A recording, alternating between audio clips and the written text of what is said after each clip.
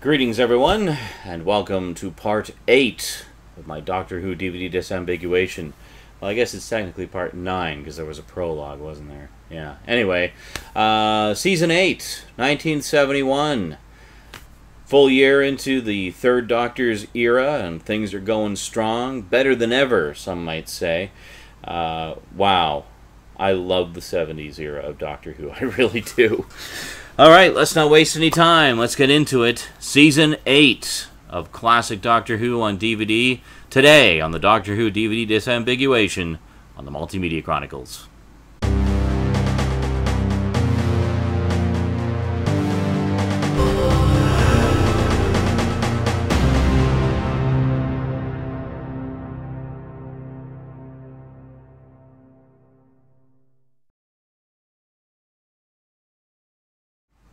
Welcome back.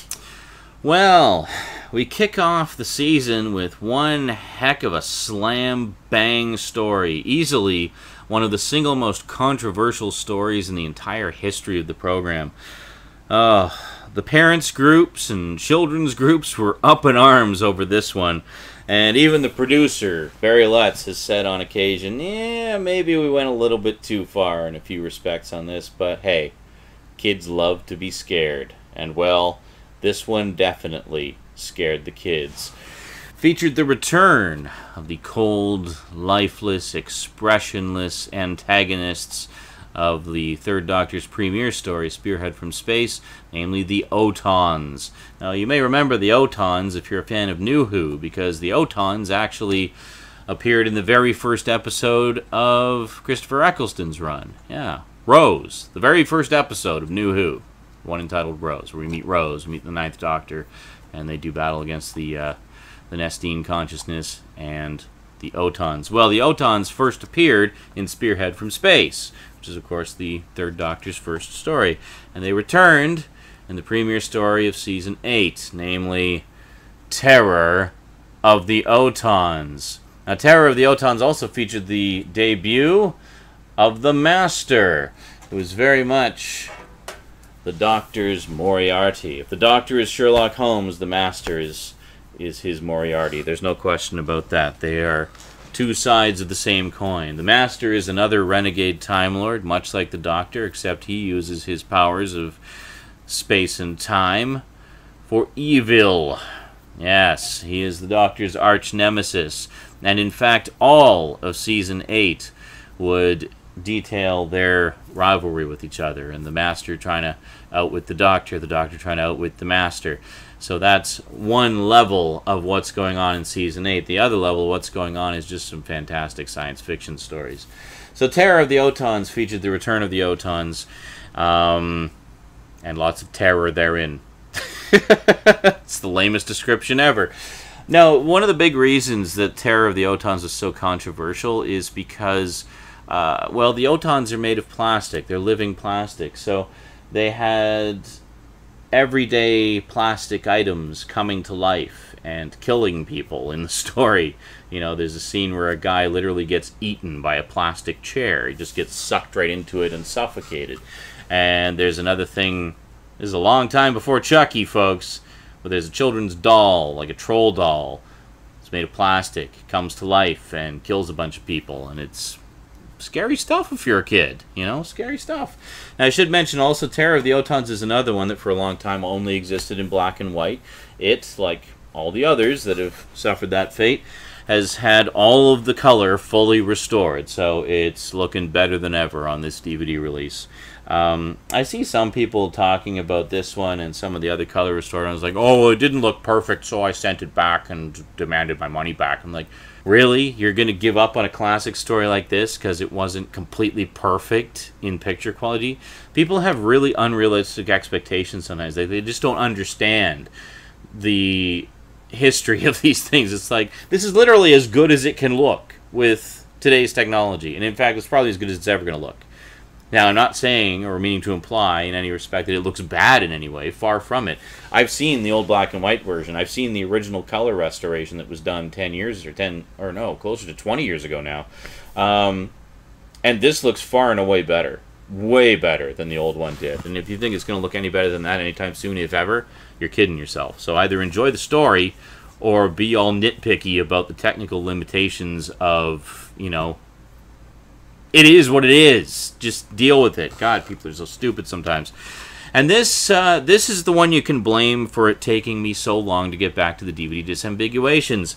Story number 56, The Mind of Evil. Yeah, this one just came out recently, and I just got it in the mail recently. So I wanted to wait for this one to get here before I did the rest of the Disambiguations so I wouldn't have a gap in my collection. So, yeah, Mind of Evil. There you go. This was the last story of the Third Doctor's era to be released on DVD. And one of the reasons for that was, yep, you guessed it, this was another one that only existed in black and white for a very long time. And one of the reasons they held off doing this one till last was because it was, I don't know, the hardest one to restore, I guess. It had some problems with the available source elements, so they had to kind of wait for technology to catch up. So they held off on this one till the very end of the line. This is literally the last year that all the existing episodes are being put out on DVD. After this, everything that exists in complete form will be available on DVD in one form or another, barring, I think, literally one episode, and that's it. So, not a story, but one single stray episode from an incomplete story. Specifically episode 2 of The Underwater Menace, which I'm sure will get a DVD release at some point. But anyway, that's another story for another time. In fact, I think I already gave you that story in a previous episode. Anyway, The Mind of Evil. So it finally came out.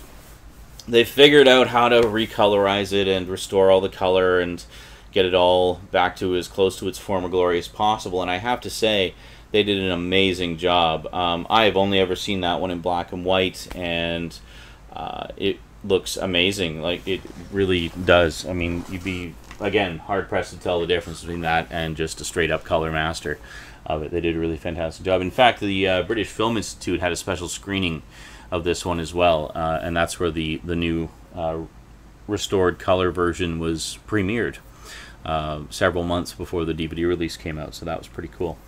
Next up, we have story number 57, The Claws of Axos.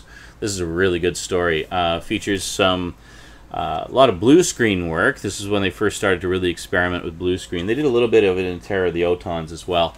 But this was, I guess that's another thing that's notable about this particular season, is it's the first season where you start to see a lot of blue screen work. They call it color separation overlay in the UK, but it's basically the same thing. It's chroma key, it's blue screen, whatever you want to call it.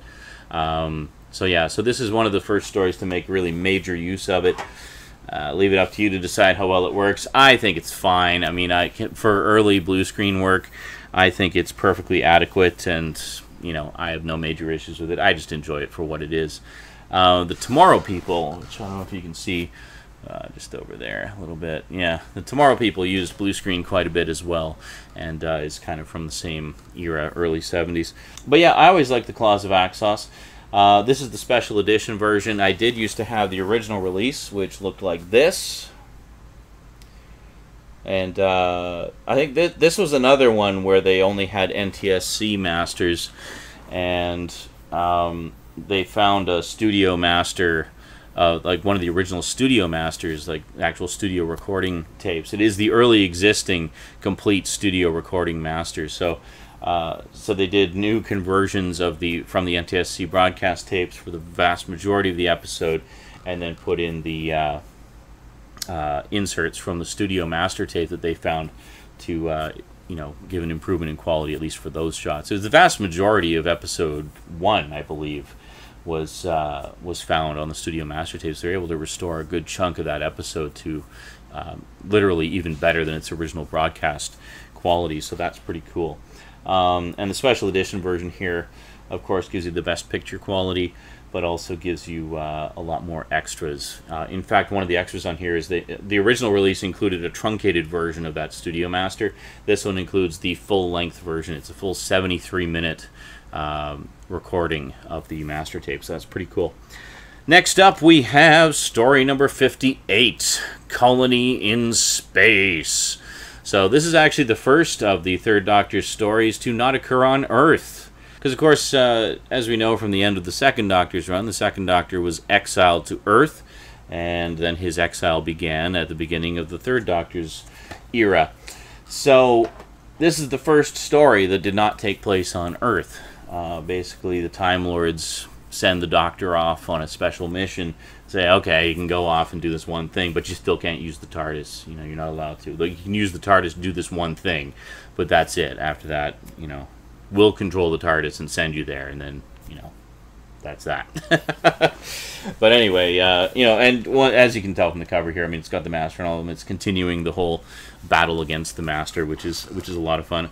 I gotta say, there were a lot of actors who played the Master over the years, but honestly, my favorite out of all of them is Roger Delgado. I think he was just so amazing in the role, and really just enigmatic and malevolent and just so evil.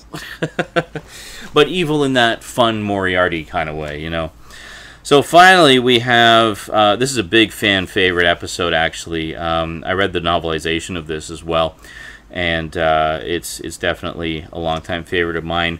We have The Daemons, and spelled the British way with an A-E. There we go, kind of A-E kind of stuck together. But anyway, The Daemons, which is kind of a take on magic and superstition and devil worship and stuff like that, but with an alien twist.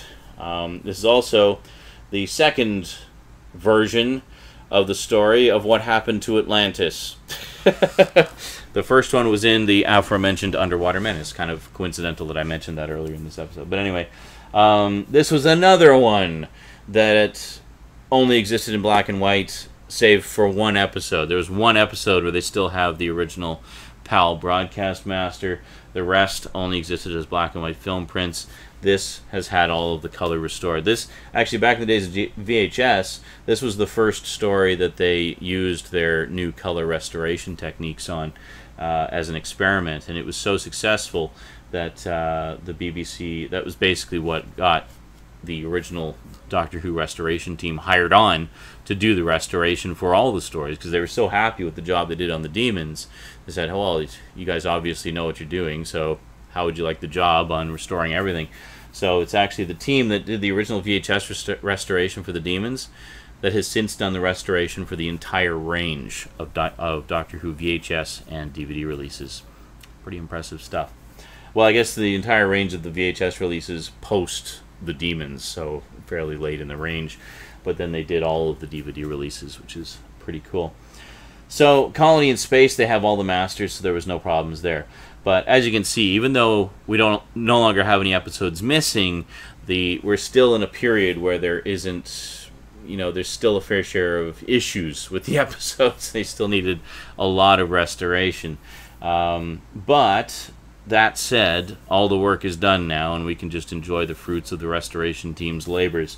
And I gotta say, the color restored episodes and everything look fantastic. So literally 3 out of the 5 stories of this season needed extensive color restoration work, and they did a great job. They really did. Yeah, so to sum up, we have Story 55, Terror of the Autons, Story 56, The Mind of Evil, Story 57, The Claws of Axos. Definitely recommend the special edition over the regular edition there. Story 58, Colony in Space, and Story 59, right? Yeah, Story 59, The Daemons, which rounds out Season 8. The first appearances of the Master and, you know, some of the all-time great stories of the of early 70s Who, definitely. I mean, I know Terror of the Autons and The Daemons in particular are both considered big classics. And I always really liked The Mind of Evil as well, actually. I was really happy that they finally put that out on DVD, because I actually haven't seen this one since the early 90s when I watched it on, I think it was YTV here in Canada was showing the John Pertwee episodes, and we watched Mind of Evil on there and all really enjoyed it. A friend of mine was instantly a fan of not only the Third Doctor, but of the Master. He just loved the fact that he was so perfectly evil. I mean, they really are the perfect match for each other. Roger Delgado and John Pertwee were best friends in real life, and so the opportunity for them to work together as each other's arch nemeses was just, you know, too good to pass up. It was great stuff, and you can tell that they definitely had a good time working together It's just great seeing those two on the screen, you know, playing off each other. So much fun. Anyway, that is it for Season 8 of Classic Doctor Who. Alrighty, so we'll see you next time for Season 9, 1972, which is the year I was born, actually. I mean, no, I was, yeah, I'm old. Anyway, we'll see you next time. Until then, thanks for watching, and sayonara.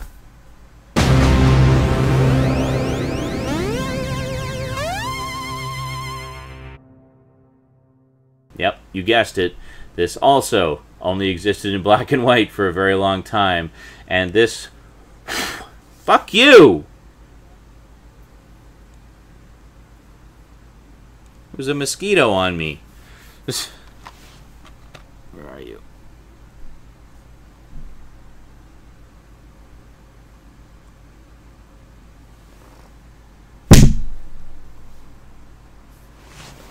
Got him. I'll be right back.